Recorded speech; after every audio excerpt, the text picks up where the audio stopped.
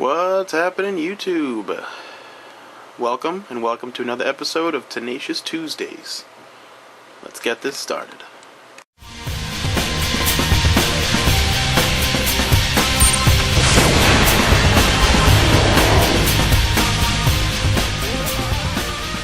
Alright, so first thing, some of the comics I picked up last week. Here we got Avenging Spider-Man, which I actually did a review for it too for BKBN, so check that out. But this is a good issue. I'm really liking this Avenging Spider-Man line. The artist changed. It's now Greg Land, which I like the art better in the first 3 issues, but this is still good, and this is a cool story. I like the relationship between Hawkeye and Spider-Man in this. Also picked up Ghostbusters.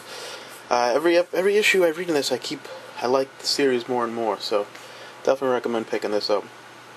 I like how they use characters and stuff from like all of Ghostbusters. They use Kylie's in this from Extreme Ghostbusters, if you guys remember that, and 2 issues prior to this one they use like the proton packs from that show and the trap from that show, so that's pretty cool, man. We got Venom Circle of 4 Part 3. This story is pretty cool, you know.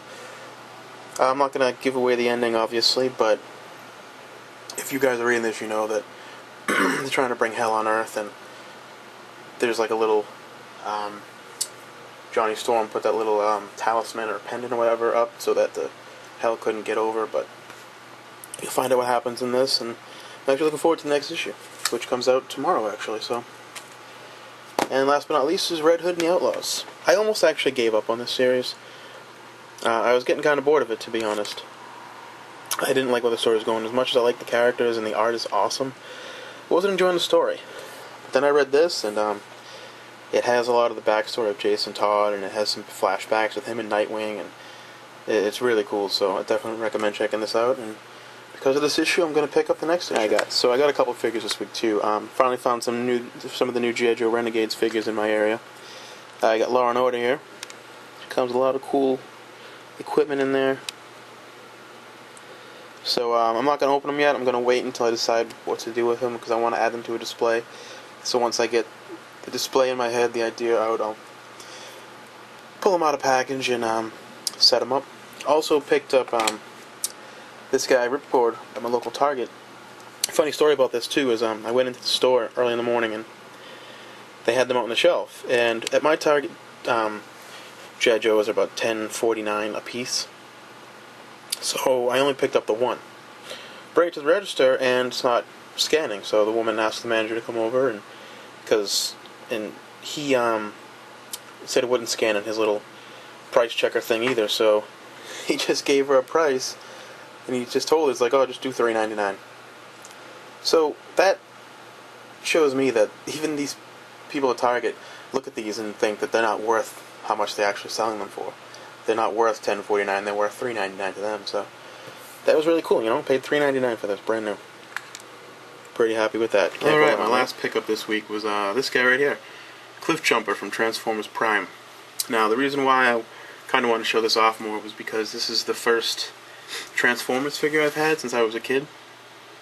Since pretty much the 80s, this was the first time I've picked up a Transformers figure, and I really like that Transformers Prime show, and I like the stylized look of the Autobots and the Decepticons, so I figure I'm going to get a couple of these figures, try them out, and see what they look like. So here he is in his car mode. They're pretty small,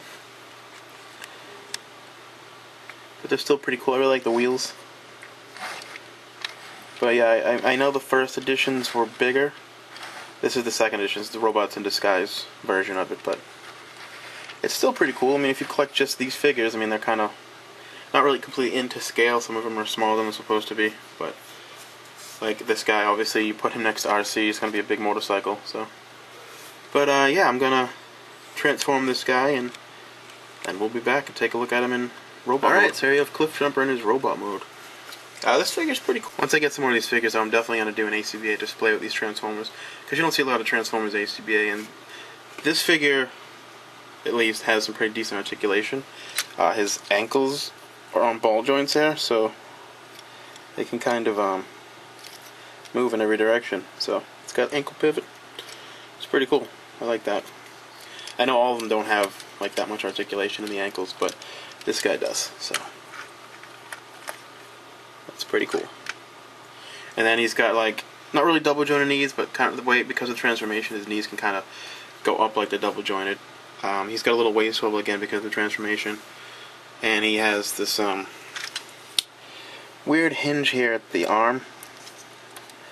If I can get this thing to work, it's like one joint, but it's very big, and then it has a swivel up here, so get a pretty decent range of motion on it.